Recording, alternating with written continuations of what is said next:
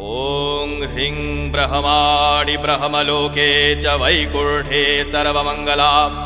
इन्द्राणि अमरवत्यामम्बिका वरुणालये यमालये कालरूपा कुबेरभवने शुभा महानन्दाग्निकोणे च वायव्यां मृगवाहिनी नैऋत्यां रक्तदन्ता च ऐशान्यां शूलधारिणी पाताले वैष्णवी रूपासि देवी प्रपन्नार्तिहरे प्रसीद प्रसीद मातर्जगतोऽखिलस्य प्रसीद विश्वेश्वरि पाहि विश्वं त्वमीश्वरी देवी चराचरस्य आधारभूता जगतस्त्वमेका महीस्वरूपेण यतः स्थितासि अपां स्वरूपस्थितया त्ववैतत् आप्यायते कृष्णमलङ्घ्य वीर्ये त्वं वैष्णवी शक्तिरनन्तवीर्या विश्वस्य बीजं परमासि माया सम्मोहितं देवि समस्तमेतत् त्वं वै प्रसन्ना भुवि मुक्तिहेतुः विद्याः समस्तास्तव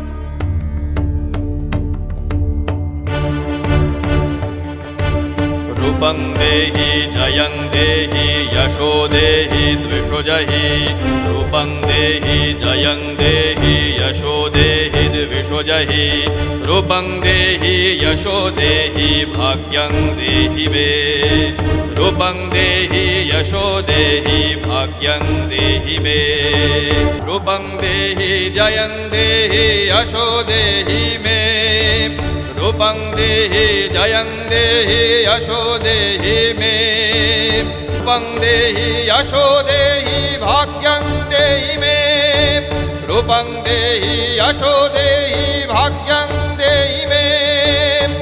रूपं देहि यशो देहि भाग्यं देहि मे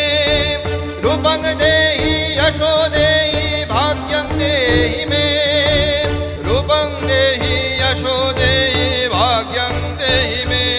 रूपं देहि यशो देहि भाग्यं देहि मे रूपं देहि यशो देहि भाग्यं देहि मे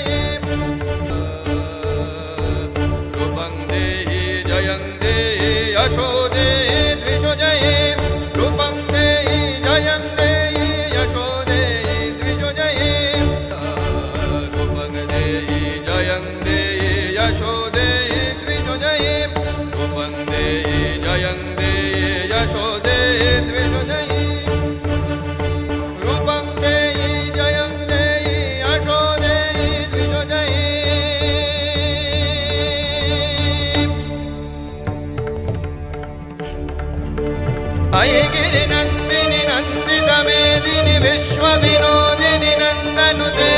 गिरिवरविन्दशिरोदिनि वासिनि विष्णुविलासिनि जिष्णुनुते भगवति क्षितिकर्णकुटुम्बिनि भूरि कुटुम्बिनि भूरि कृते जय जय हे महिषासुरमर्दिनि रम्यकपर्दिनि शैलनुते जय जय हे महिषासुरमर्दिनि रम्यकपर्दिनि शैलसुते